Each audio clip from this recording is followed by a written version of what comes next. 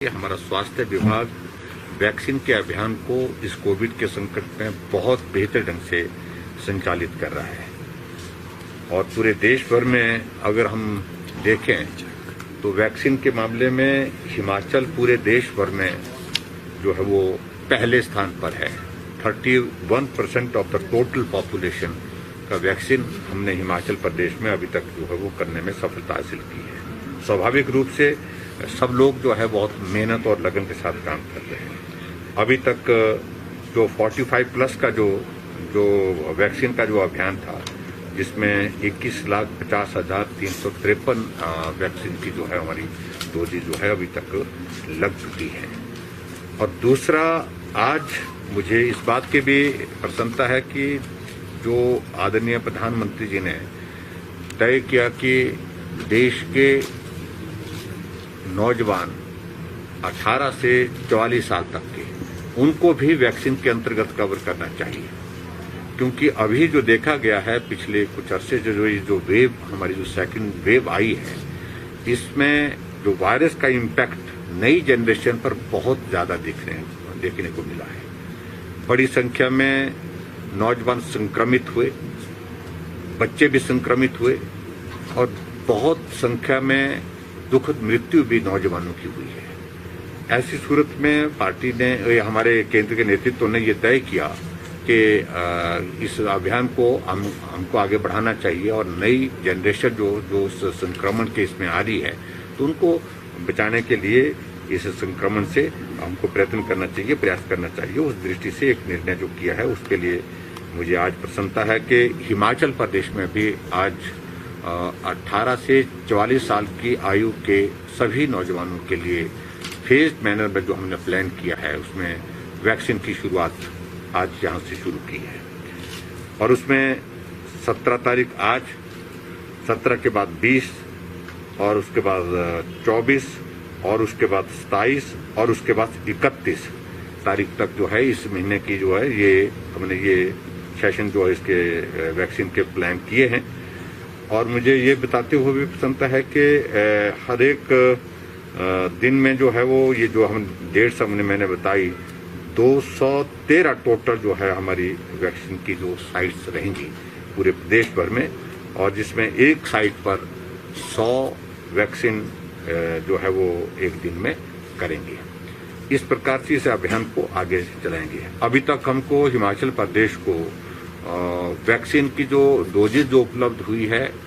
1,07,000 vaccine हमको उपलब्ध हुई है, और जिसको हमने प्लान किया है। और उसमें हमने ये भी तय किया कि लोगों को कठिनाई ना हो, परेशानी ना हो, इसलिए रजिस्ट्रेशन करने के साथ साथ में जिनको हमारा संदेश जा रहा है और किस जगह उनको वैक्सीन करना है, तो उस साइट पर उनको आने के लिए जो है वो संदेश जब जाता है, मैसेज आता है, उसके बाद फिर उस तरह से हम इस वैक्सीन को आगे बढ़ा रहे हैं। और मैं उम्मीद करता हूं कि इस वैक्सीन लगने के साथ जो हमारी नई जनरेशन है वो सुरक्षित होगी इस वायरस से। और जहां हिमाचल प्रदेश में पिछले 3 दिनों से 4 दिनों से हम देख रहे हैं कि लगभग जो हमारे जो एक्टिव केस जो आ रहे हैं, एक्टिव केस से ज्यादा हमारा रिकवरी रेट भी देखने को आया है कि वो भी बढ़ता जा रहा है। दुखद हमारे लिए यही है कि फैटलिटी रेट अभी तक भी ज्यादा है, वो थोड़ा चिंता का विषय है। उन सारी चीजों को लेकर के हम एग्जामिन कर रहे हैं, उन सारी चीजों को लेकर के हम कहाँ ये जो है वो कमी छूट रही है, कहाँ ये मुश्किल आ रही है इस प्रकार की, उसके लिए हम लोग लगे हुए हैं। और हिमाचल प्रदेश में मुझे इस बात को भी लेकर के कहना है कि व्यवस्थाओं से संबंधित किसी प्रकार की जिसको हॉस्पिटल में एडमिट करने की आवश्यकता है, हॉस्पिटल में एडमिट करने के लिए बेड उपलब्ध है। दूसरे प्रदेशों की तुलना में मैं कह सकता हूं कि हिमाचल में वो स्थिति है कि बेड के साथ साथ में जिसको ऑक्सीजन की जरूरत पड़ रही है उसको ऑक्सीजन, और जिसको वेंटिलेटर की जरूरत पड़ रही है उसको वेंटिलेटर की सुविधा भी हम हिमाचल प्रदेश में उपलब्ध कराने की कोशिश कर रहे हैं। कठिन दौर है, हम इस बात से सहमत हैं, लेकिन फिर भी उसके बावजूद मैं उम्मीद करता हूं इस दौर को भी हम निश्चित रूप से पार करेंगे। और ये कोविड का ये सेकंड फेज जो है वो अभी जहां हिमाचल प्रदेश में पीक की ओर हमको लग रहा है पहुंचने की स्थिति में दिख रहा है आजकल, ये बहुत जल्दी उसके बाद नीचे भी आएगा, ऐसा मैं उम्मीद करता हूँ। सर, जिस तरह से आपने कहा ऑन डेली बेसिस 213 साइट में करीब 21,000 से अधिक जो 18 से 45 के बीच के लोग हैं उनको वैक्सीनेट किया जाएगा। टोटल नंबर कितना है जिनको वैक्सीनेट करना है, और हमारे पास वायल्स क्या अवेलेबल हैं, और क्या कोई अभी डेट फिक्स की गई है? ये नंबर जो है लगभग जो कैलकुलेट किया गया वो 31 लाख के लगभग है ये, और उसके लिए हमने जिस कंपनी से हमको ये वैक्सीन उपलब्ध हो रही है, जहाँ से हम वैक्सीन ले रहे हैं, कंपनी के साथ टेकअप किया है और कंपनी से हमने आग्रह किया है कि हमको ज़्यादा वैक्सीन उपलब्ध कराया जाए। और मैं उम्मीद करता हूँ कि जैसे जैसे आने वाले समय में ये कोविड का दौर थोड़ा नीचे आता जा रहा है तो उसमें वैक्सीन भी उपलब्ध हो पाएगी, और हम इसको थोड़ा और ज़्यादा गति देना चाह रहे हैं और उसमें हम सफल होंगे। तो जिस तरह से आपके पास जो रिकवरी रेट है वो बढ़ रहा है हिमाचल प्रदेश में, एक चिंता का विषय ये है कि जो डेथ है वो अधिक हो रही है। पिछले 24 घंटों में देखें तो highest for the single day था। इस पे जो बड़े हॉस्पिटल्स हैं वहाँ बेड अवेलेबिलिटी जो है वो कम होती जा रही है, प्रेशर बहुत हो रहा है। क्या ऐसा कोई मैकेनिज्म डेवलप किया गया है कि जो छोटे स्तर पर अस्पताल हैं वहाँ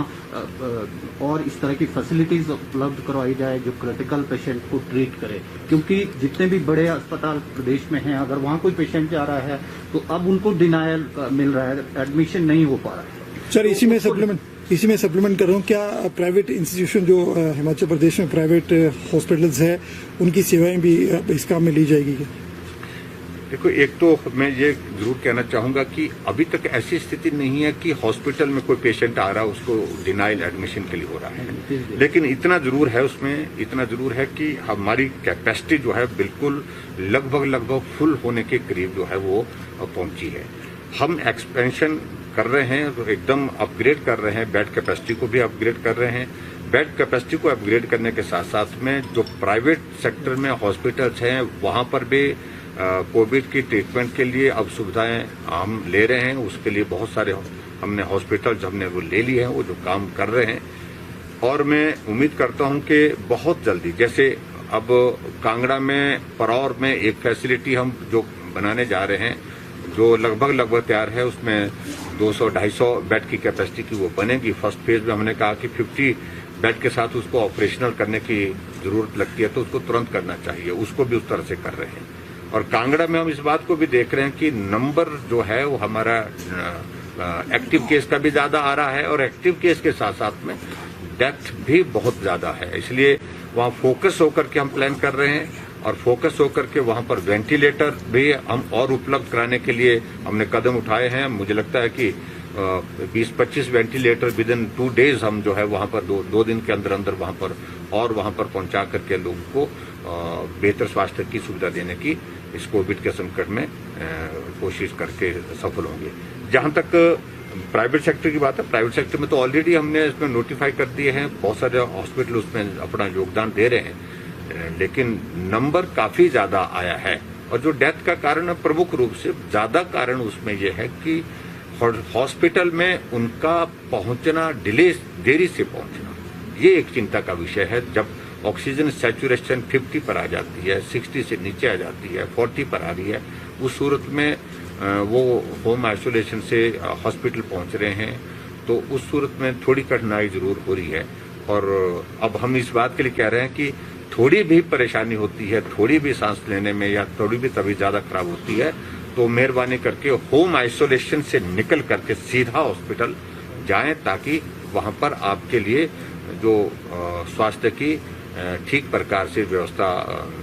ट्रीटमेंट के लिए कर सके, इस बात के लिए आग्रह। सर, कुछ जगहों से ऐसी बात निकल कर आ रही है कि वार्ड के भीतर जो है देरी से जो है पहुंचा जाता है मरीज के पास। क्या इसमें स्टाफ की कमी है या फिर यूं कहा जाता है कि दवाइयों की जरूरत है, उन्हें अंदर बाहर जाने में पेशेंट को दिक्कत है, चाहे वो टॉयलेट की बात हो चाहे दूसरी बात हो, ऑक्सीजन को लेकर भी, तो क्या वो गैप है, स्टाफ की कमी है या कुछ और? कुछ जगह इस प्रकार की बात ध्यान में आई है और जहां जहां भी इस प्रकार से आई है, अब हम इस बात को आज से एक मैकेनिज्म डेवलप करने की कोशिश कर रहे हैं कि कोई भी वार्ड जो है वो इसके बिना ना रहे। अटेंडेंट कम से कम एक वार्ड में, एक फ्लोर में, जैसे नेरचौक में बताया गया कि भाई उसमें 3 फ्लोर हैं, 3 फ्लोर में जब स्टाफ वाले नीचे वाले फ्लोर में होते तो ऊपर वाले फ्लोर में कोई नहीं होता, तो इसमें इंश्योर कर रहे हैं कि एक एक फ्लोर में, और उसी तरह से टांडा मेडिकल कॉलेज में भी और उसी तरह से आईजीएमसी में भी इस बात को इंश्योर करेंगे कम से कम एक आदमी देखभाल के लिए उस तरह से हो। कोई पेशेंट अगर सीरियस हो जाता है, ज्यादा दिक्कत होती है, तो तुरंत डॉक्टर को, नर्स को कॉल करके तुरंत जो है वहां पर उसको जो है ट्रीटमेंट के लिए जो आवश्यक है वो मदद की जा सकती है। सर, ऐसा भी कहा जा रहा है कि जो वेंटिलेटर है जो गवर्नमेंट ऑफ इंडिया से मिले हैं कुछ वापस कर दिए गए हैं, और जो इधर भी हैं हिमाचल के अंदर वो भी फंक्शनल नहीं है। फैक्ट क्या है सर, कितने वेंटिलेटर आज की डेट में हिमाचल प्रदेश में सारे संस्थानों में काम कर रहे हैं? हिमाचल प्रदेश में लगभग 290 के